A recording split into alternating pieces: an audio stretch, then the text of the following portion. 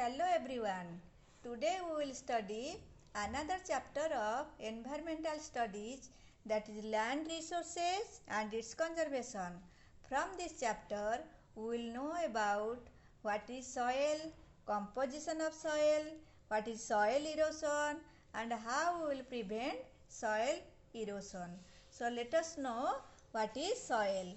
So soil may be defined as a thin layer of earth's crust which serves as a natural medium for growth of plants. Soils are derived from parent rock material through the process of break-up or wear and tear. Various forces of nature such as changing temperature, running water, wind, etc. contribute to the evolution and formation of soil. The color of the soil depends upon the minerals and organic content of the soil. The color becomes reddish or brown when it contains iron. It becomes black when it contains carbon and other organic matter. Next comes the types of soil. The major components of soil are mineral matter, organic matter, water and air. Indian soil is generally divided into four broad types: alluvial soil, regur soil, red soil and lateral soil. So alluvial soil. Alluvial soil covers about 40% of the total land area. It is brought down from the Himalayas and is deposited on the great plains of northern India by Ganga, Sultej and Brahmaputra rivers. Alluvial soil are very fertile, contains adequate potash, phosphoric acid and lime. Next comes the regur soil. Due to black color, this is known as black soil. Ideal for growing cotton, the soil is rich in nutrients like calcium carbonate, magnesium carbonate, potash and lime. They are poor in phosphoric content. It is found largely in the northwestern parts of India, particularly in Maharashtra and UP, etc. Next comes the red soil.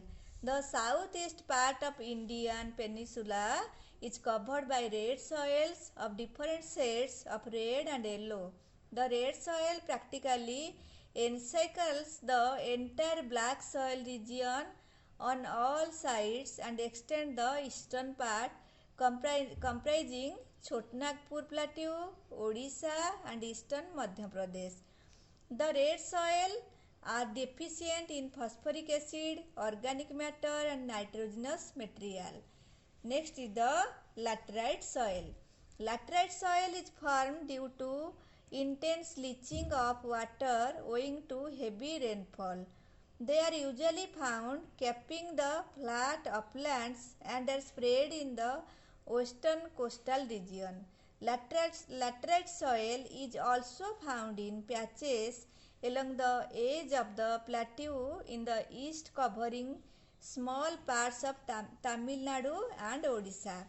Another type of soil is also found in India: desert soils and mountain soils. Among the miscellaneous types of soils, two groups are more significant. They are desert soils and West Rajasthan and mountain soils of Himalayas. The desert soil is mostly sandy with high soluble salts. Such soil has very low organic matter. The mountain soils include peat, meadow, forest and hill soils. Next comes the soil erosion. The top layer of the land is vital for containing the major nutrients required by the plants. Loss of topsoil or disturbance of the soil structure is called soil erosion. Soil erosion brings slow death of the soil. The problem of soil erosion is a worldwide problem and it is a natural process, but due to increased human population, grazing of animals and demands for natural resources, The vegetation cover of the land is destroyed at a faster rate. This causes rapid soil erosion and a large tract of land is converted into wastelands. India alone contributes to about 18.5% of the global cropland soil loss due to soil erosion. Soil erosion caused by number one is the water. The water flowing during heavy rainfall removes topsoil. Wind. Soil erosion by wind is common in dry regions where soil is chiefly sandy and vegetation is very poor or absent. Landslides or slip erosion. Heavy rainfall increases the weight of the rocks at the cliff which come under gravitational force and finally slip or fall down. Sometimes the entire hillock may slide down. Stream bank erosion. The river during floods splash their water against the banks and thus course through them, particularly at curves. Water strikes the bank with great speed, causing erosion of land which gets washed away. Deforestation. The process of deforestation causes barren land. Barren land gets easily washed off during heavy rain. Another is the overgrazing. Grazing destroys the plant on the land, resulting enhanced effect of wind and water on topsoil. Next comes the effects of soil erosion. Once the soil cover is lost by soil erosion, it cannot be replaced. It requires a very long time for the natural processes to form fertile soil. For example, 1 square inch of topsoil is formed in 100 to 2500 years or 100 to 2500 years. So, effects of soil erosion, number one is the desertification. Deforestation, overgrazing, removal of vegetal cover leads to a chain of reactions like soil erosion, increase of dust particles in the atmosphere, change in the rainfall, rise of atmospheric temperature, etc. Such changes causes deforestation or desertification of the area. Number two is the loss of nutrients and land productivity. The most significant effect of soil erosion is in the form of soil as it is washed off. The eroded material carries several valuable nutrients along with it, which are lost forever. Several nutrients are also lost due to flood, surface runoff, and leaching. Land degradation. Soil erosion is one of the phenomena of land degradation. The result of land degradation is surface runoff, floods, desertification, loss of nutrients and loss of land productivity. So next comes these are the causes of soil erosion and effects of soil erosion. So next the conservation of the soil. The chief agent of soil erosion are water and wind.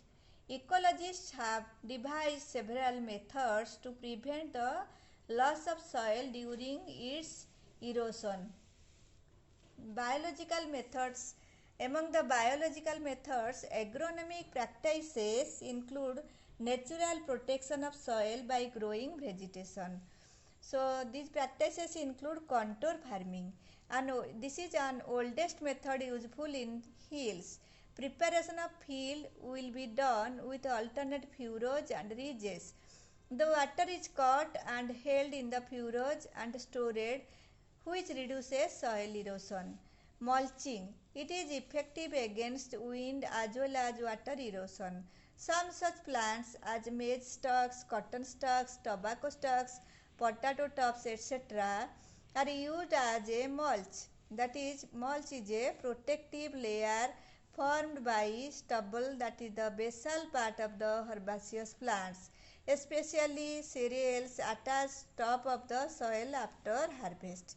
Mulches of 2 to 3 inches thick reduce soil moisture, evaporation and increase amount of soil moisture by addition of organic matter to soil. Crop rotation. It decreases soil loss and preserves the productivity of land. The same crop year after year decreases soil minerals.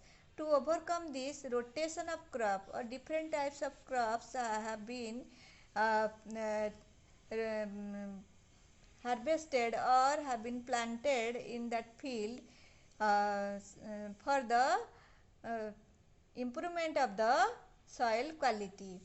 Mechanical, these are the biological methods. Mechanical method, these methods are used as supplement to biological method.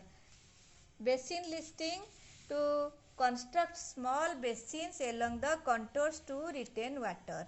Contour terracing, to construct a channel along the slope to intercept and divert the run of water. These are the processes for conservation of soil. These are the mechanical methods. There are other methods. Number one is the gully control. To check the formation of widening of gullies by constructing dams, drains, or diversion through which excess run of water is channeled. Stream bank protection, to grow vegetation alongside the river bank, to construct drains, concrete or stone pitching, etc. for checking the cutting of river banks. Now last is the afforestation. Afforestation is applied to Indian deserts. These are windbreaks which check the velocity of wind.